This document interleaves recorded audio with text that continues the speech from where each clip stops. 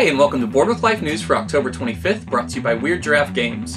Today I'm going to talk about a Mice and Mystics movie, Carcassonne Safari, Blackout Hong Kong, Paul Dean leaving Shut Up and Sit Down, as well as the Kickstarter for Kahlo. Let's get to it.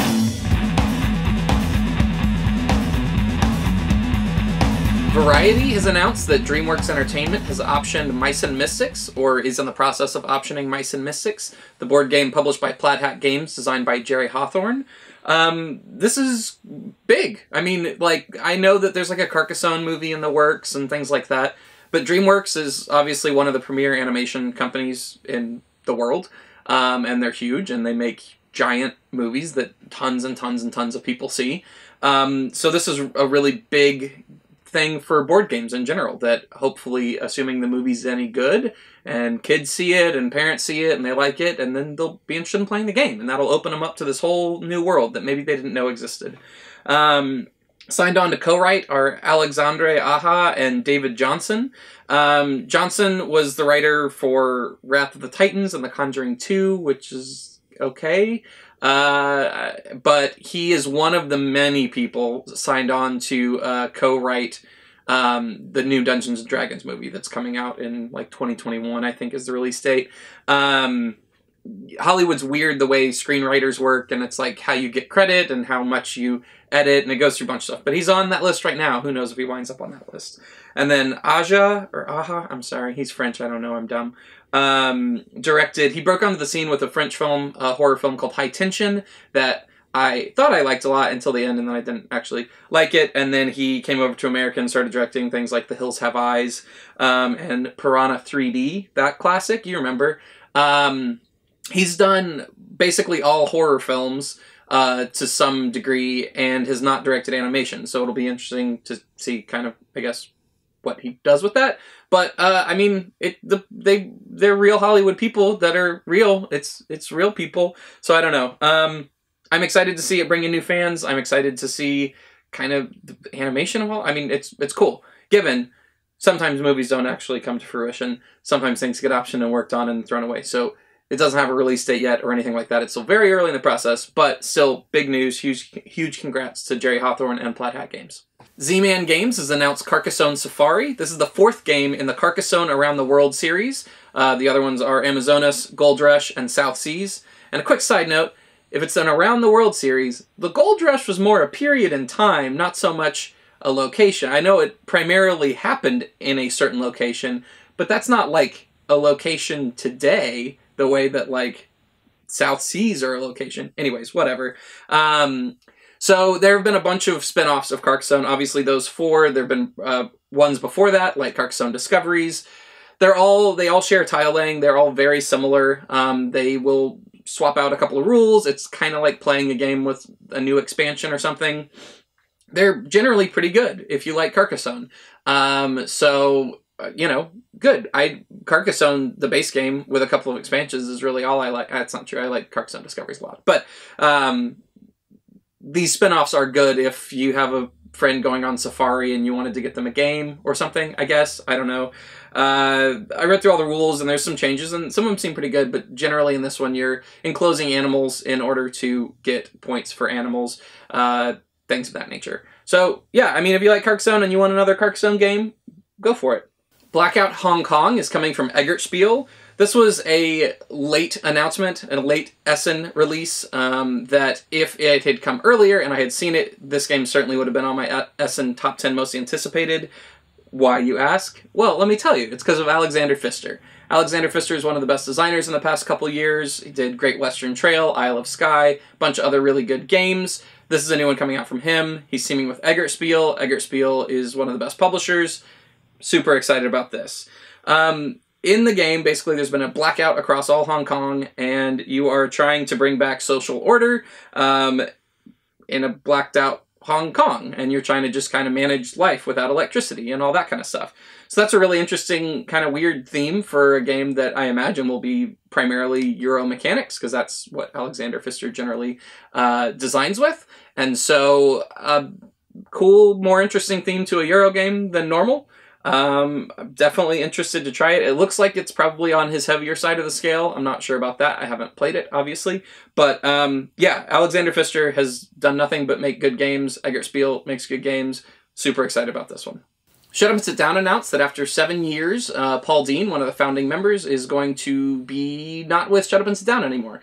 He is taking advantage of some writing opportunities that he hasn't been able to previously to kind of, follow his dreams.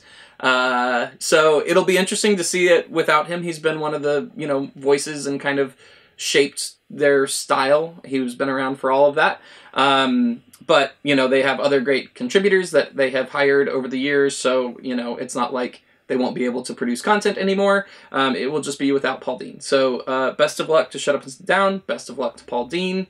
Sad to see him go, but excited for both things, Shut Up and Sit Down and Paul Dean, to go off into the sunset together. But instead of the end of a thing, it's the beginning. So it's the sunrise. Moving on. This week's Kickstarter is for Skulk Hollow from Pencil First Games.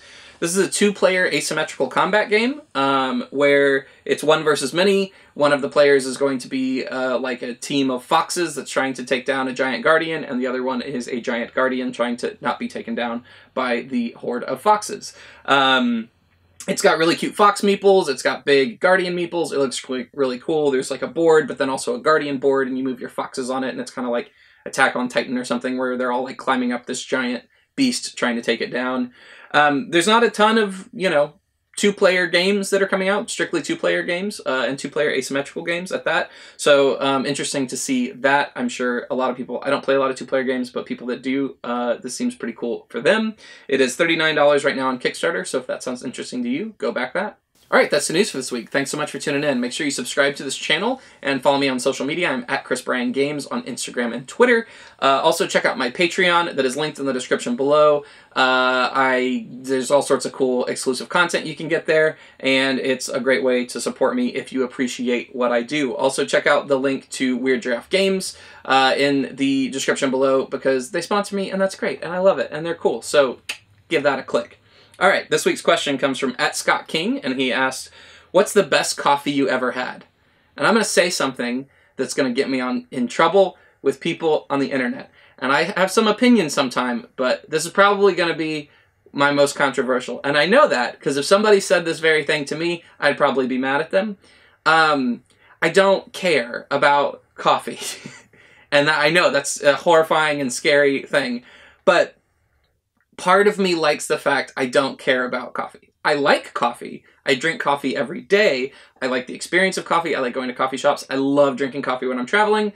It's in the same category as wine and whiskey for me, where they're all things I like. They're all things I participate in imbibing in regularly. And they're all things that I appreciate when they're really good. But I like the fact that I'm not smart enough, really educated enough in them to really care if it's a bad cup of coffee or a good cup of coffee.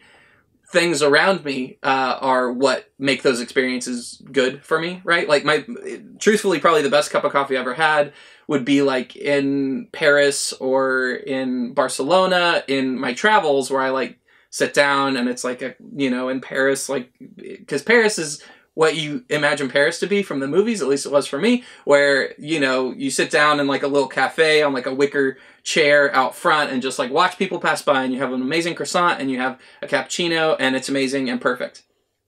That coffee in that cup probably was better than I'm used to, but the experience as a whole is what makes it for me. Yeah,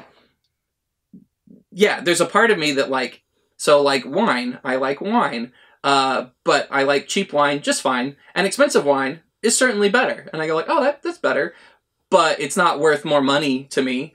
I'm the same way with whiskey. Like, I'm great with well whiskey. If you give me some really nice stuff, that's great. I'll drink it. I'll enjoy it. But I appreciate the fact that I don't go like, oh, I can't drink that. It's too cheap for me or whatever. And coffee's much the same way, where you can tell me like, this is a really good cup of coffee and you should look for these notes and stuff. And I'll do it, and I'll like it, but I'm happy with just kind of like drip coffee as well. Which is kind of weird, because I'm really into cooking, and I'm really into food, so you'd think I'd care, but I don't. So I know that's going to get a lot of people very angry on the internet, but I'm sorry. I don't really care about coffee. All right. Thanks for tuning in. I'll see you next week.